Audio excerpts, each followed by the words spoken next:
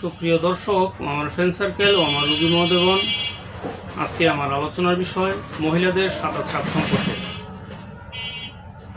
আমি আবার বলছি, আজকে আমার আলোচনার বিষয় মহিলাদের সাদা স্রাব সম্পর্কে। মূলত এটি মহিলাদের একটি গোপনীয় রোগ, যা কিনা মহিলারা প্রকাশ করে না বা এর প্রপার ট্রিটমেন্ট না নেওয়ার কারণে শরীরে বিভিন্ন প্রকার সমস্যা দেখা দিয়ে থাকে। যেমন হজমের গোলযোগ দেখা দেয়, বদহজম দেখা দেয়, মাথা ঘোরা, বমি ভাব, মেজাজ খিটখিটে হয়ে যাওয়া, স্বাস্থ্যহীনতা, স্বাস্থ্য নষ্ট হয়ে যাওয়া এবং মাথা ঘোরানো এবং অলসতা ভাব চলে আসে। ঘুম থেকে উঠতে অলসতা বোধ করে থাকে এবং শরীরে ভিতরে জ্বর আসে, স্বাস্থ্য একবারে কমে যায়, খাওয়ার রুচি কমে যায়, মাজা কোমর ব্যথা করে, প্রস্রাব ঘন ঘন হয় এবং শরীর নিস্তেজ, দুর্বল হয়ে রোগী একদম নিস্তেজ হয়ে যায়।